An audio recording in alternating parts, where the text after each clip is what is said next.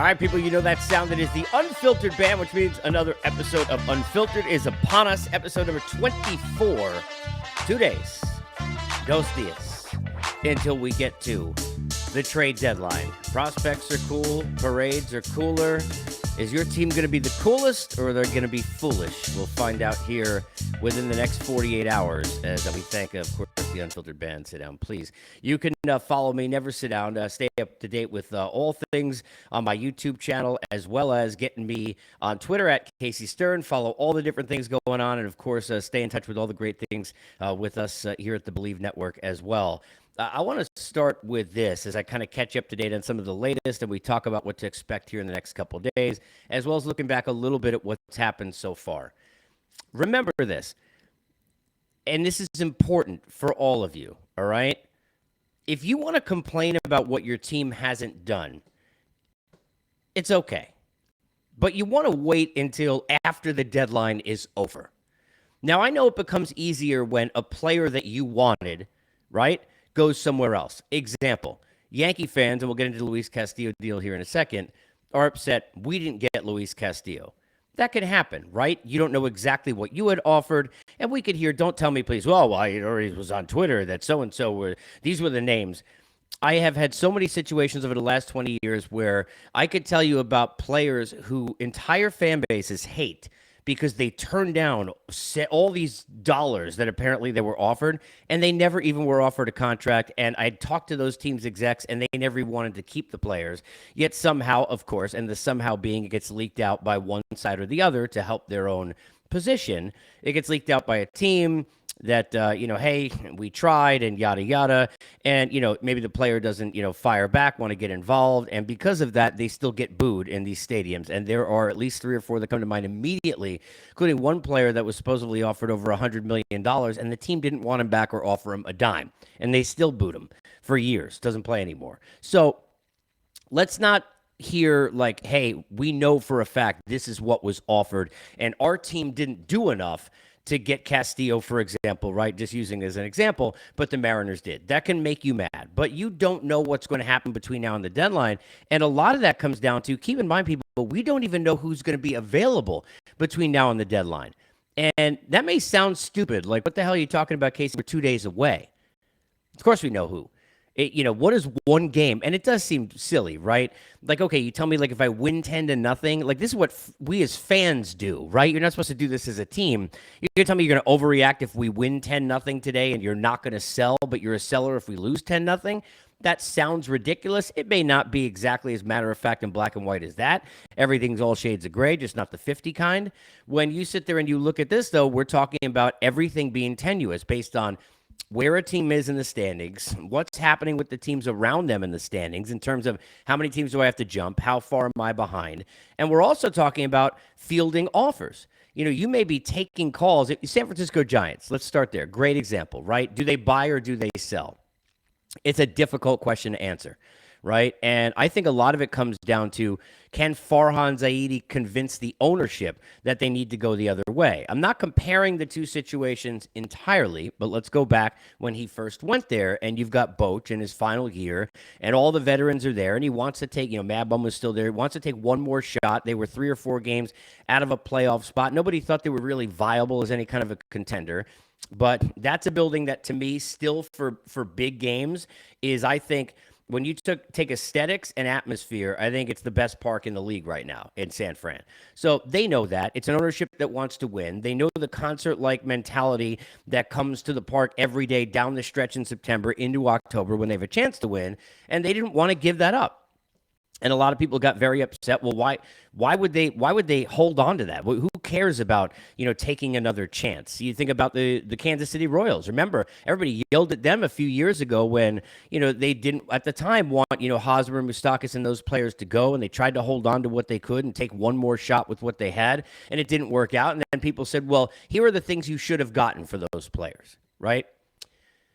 When you look at the Giants, I don't know that one game is going to determine anything. But what happens that we don't think about, right, is they might be getting offers right now for Carlos Rodon or Jock Peterson or Brandon. I'm just bringing up names, right, that are some of their relievers that are at like this level. And all of a sudden, now names go off the board. So Castillo goes off the board. What if Frankie Montas gets traded today? And I'm just throwing this out there, right? Let's say to the Yankees, right? Or the Cardinals. He's off the board. And now everyone's calling because Carlos Rodon, the best show in town. And I don't care rent or not, or you don't know if you're going to sell or not. Now I'm doubling my offer. This is sales, right? It's not baseball, it's business. This is about supply and demand. It's about striking when the iron's hot. It's about leverage. It's about having the hand, if you will, if you want to talk Seinfeld. That's what this is, right? So the deals are going to be a lot sweeter and more enticing as you get closer to the deadline if you're a team like the San Francisco Giants for some of your players. Will that change anything? I don't know, right? But you can't sit there and say, as a fan of a team, well, we suck. We didn't do what we need to do. Now, I, of all people, as you know, and the prospects are cool, parades are cooler guy, because I do believe you push the pedal down. It's why I love what Seattle did. You haven't been in a postseason in 21 years, all right? You're hosting an all-star game next year. You got a chance really to maximize something. You got Julio Rodriguez, who, right now, in terms of buzzwords in the sport, I would tell you, and it's hard to really kind of, monetize or to figure out how to quantify this, but I would say you're looking at Juan Soto and Ohtani in large part because we're at the deadline, but also the kind of players they are, right? Aaron Judge, because of the 42 homers and counting. And then I'm giving you Julio Rodriguez. He right there for me. That's probably the fourth guy. You tell me he's not, right? You want to say DeGrom because we're waiting for him to come back, like in the like, where are you right now? Yeah, maybe in this moment, but like Julio Rodriguez for what he is, right there, right? I got a chance now to sit there and take a shot with a year plus of a guy I just brought who now makes my rotation. And I saw a couple people put out there, they're the best rotation in baseball. I think that's, jumping the gun way too soon. I also don't think it's accurate, especially if DeGrom's healthy. The idea of that to me is insane. Like, there's no way you could say that. If DeGrom is healthy, and it doesn't mean, by the way, this is not anybody who knows me over the 20 years. I may be wearing a Met hat, and I don't lie about my allegiances, but I'm harder on that team than anything. I'm not going easy on them. I'm not a homer in terms of the fact that, yeah, sure, I want them to win. I'm not going to lie to you, right? But I don't think everything is beautiful in Metland, all right? And for the most of the time, it hasn't been bumpy roads, beautiful places. It's been just bumpy roads to bumpier roads to more construction to I'm stuck in traffic, right? It's like living a life with Angel Hernandez in a relationship with the Mets, all right? So I'm not easy on them, but I'm just being fair. I mean, you tell me, you can at me on Twitter or respond here and comment in the video or in the podcast. If you're telling me that you really believe that if DeGrom's healthy, there's any other rotation than better, then you're an idiot. I'm sorry. Like, there's no way. There's no guarantees. Doesn't mean they're going to win the whole thing. But on paper, if I got Scherzer and DeGrom and you don't, you could sit down. And by the way, after the you don't, I got Taijuan Walker, who should have been an all-star, Carrasco, who's pitching well again, and Bassett, who's been good for most of the year when he's been healthy, and then McGill, who I don't even need to use anymore, and David Peterson, who you'd see and try to use in a bullpen, and both of those guys have been valuable. Peterson not even on the team right now. That's the kind of depth. Nobody's got that depth or that front end and that 1-2. But what Seattle has added is they've added excitement and excitement in the room. And I want to start and talk about that because this is something that is a real thing. There are offense scenarios that we overblow and we make a big deal out of as fans or covering the sport that don't exist. They're not a big deal. But if you've been listening to the podcast with me over the years, I always try and tell you, like, and it's not because, please understand, this is from talking to people in the game. Like, when I learn things and I pick up stuff, and I have no problem saying it's not like I'm some genius. I'm telling you that in talking to the people myself, right, it is a very real thing. And it makes common sense, but it's a very real thing. For players in a room, the energy it brings, not just when you know how much you now upgraded your rotation. They're not stupid. They know now they have a better chance to win with Castillo added to Ray and Gilbert in that group, right? It's not just about that. It's this team. This is what happens psyche-wise. This team, this group, this ownership, this GM, and Jerry DiPoto in this case, right? They believe that we're a playoff team. They care about us. They buy into us. They are believers in our chances. They are not just eye-washing us about, hey, we're trying to win, which is what the Twins have done as a franchise for, like, every trade deadline since the beginning of time, all right? That's why they don't get a Luis Castillo, and they don't. And I mentioned this the other day. They won the division a couple years ago. It's a great story. I love Sergio Romo. That's my dude. You can't have him as the big move at the deadline. At least not if we're talking a couple of years ago and not 8 years ago, right? It's not enough. But they don't do that. We're just used to the Yankees again, and we'll get our playoff tickets a couple of times, and we'll just leave. That's what losers do in this sport.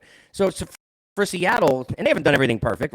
Remember, regardless of how Kelenic has played, the whole situation of the egg on the face, you're at a Knights of Columbus meeting, and your ownership is looking like, completely forget about horrible people, let alone just horrible business people, right?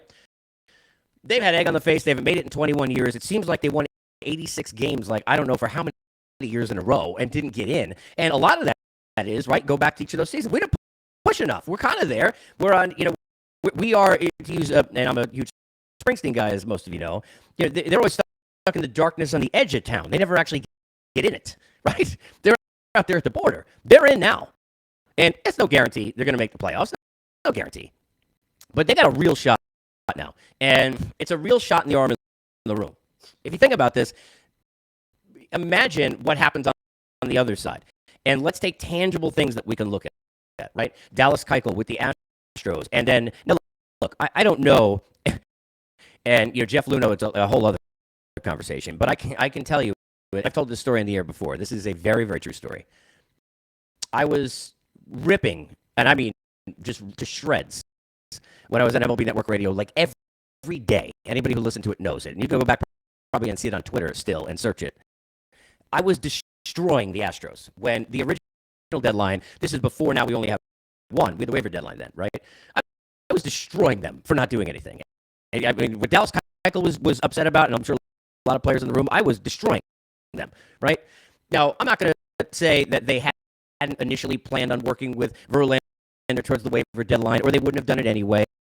And I'm not saying this is because of me, but when Dallas Keuchel and those players, right, start to make comments about, how are we not doing something to get better? Yeah, it absolutely pushed the pedal on Jeff Luhnow. But the story I'll tell, and this is absolutely accurate, is I would say maybe 11 or 12 champagne celebrations for the Warriors, and blessed to, it's not a humble brag, I'm blessed to do so. And to be in there doing live shows for those celebrations on radio, for anybody who listened, they're some of the most fun times in my career, right?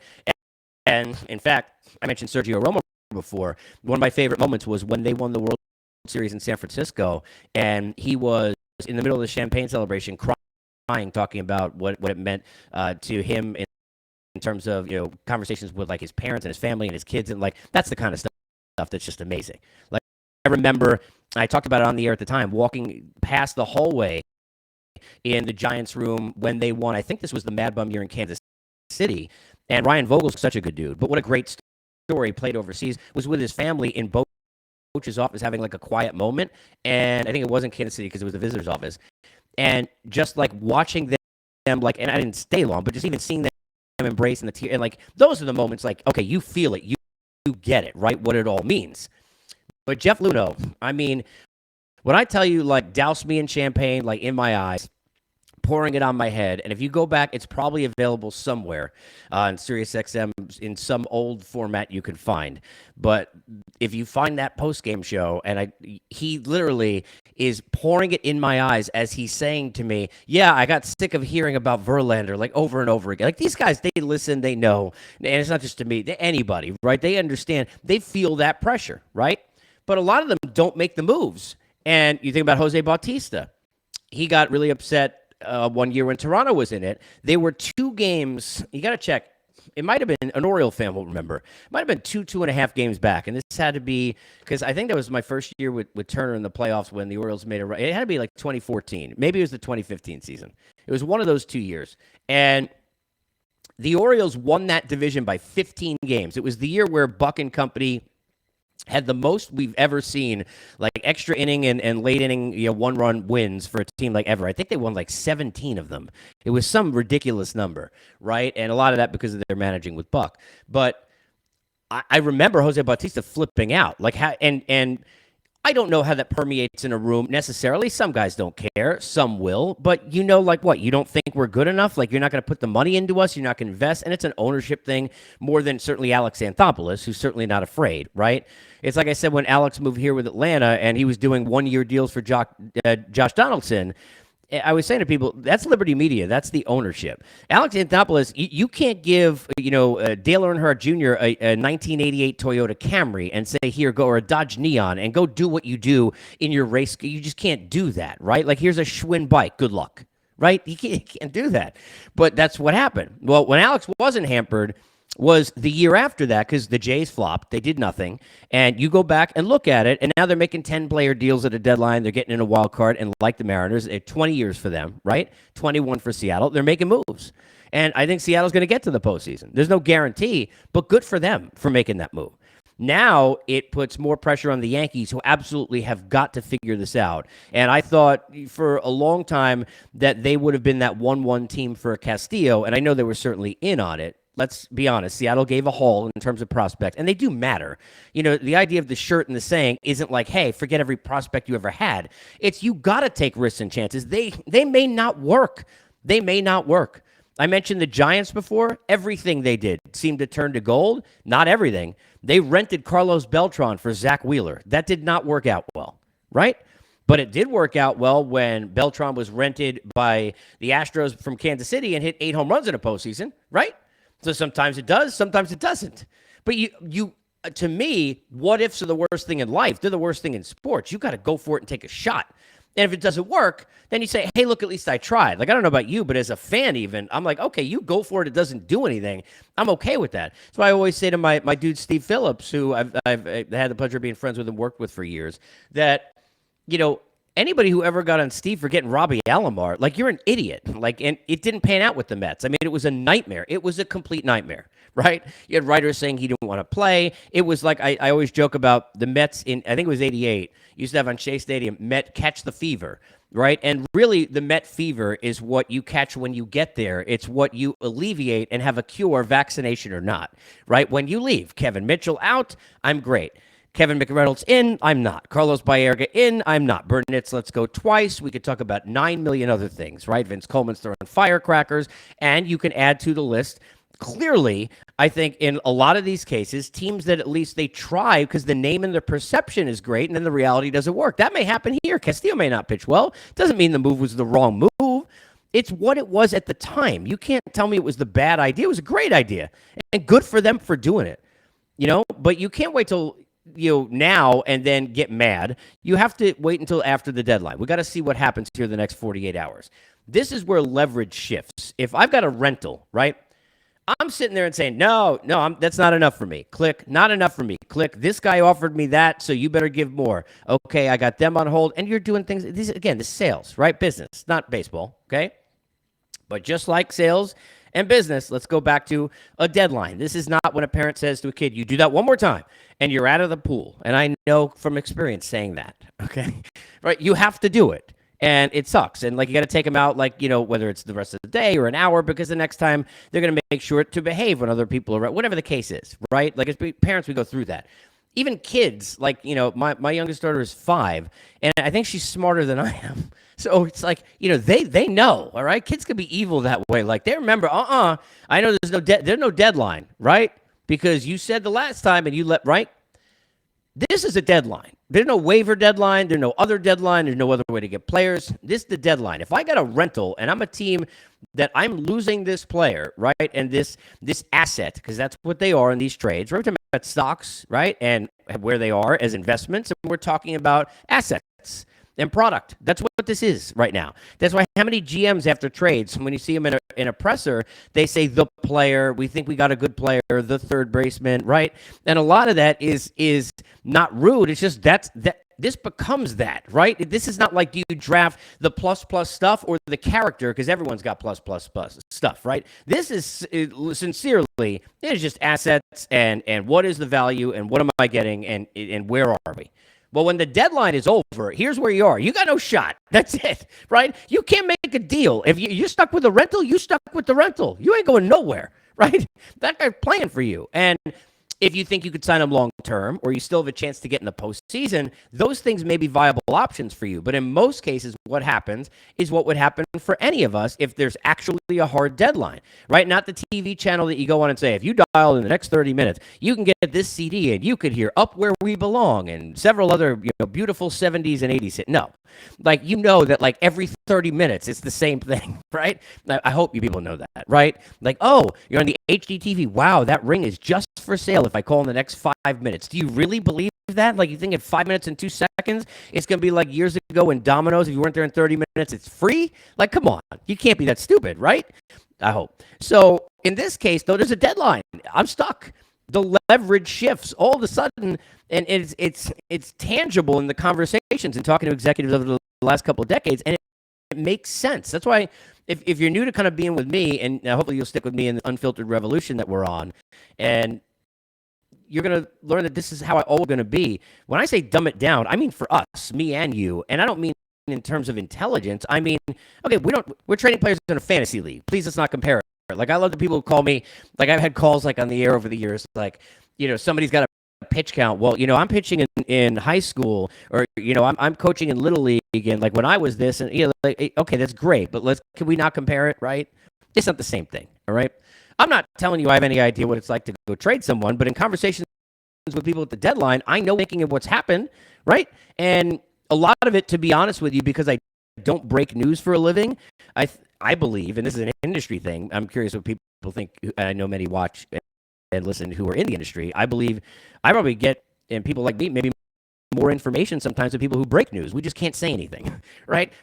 Because that's why they'll tell me. But I take those things and I learn from it, and I learn kind of the psyche of it. So I try and dumb it down to human element. And the human element is this simple, people. If you truly had a deadline, like on Ticketmaster or wherever, if you're trying to get Bruce Springsteen tickets, and really, like, it's at 218, 217, I got to figure out, am I pressing that credit card or not? You got 217 to make that decision.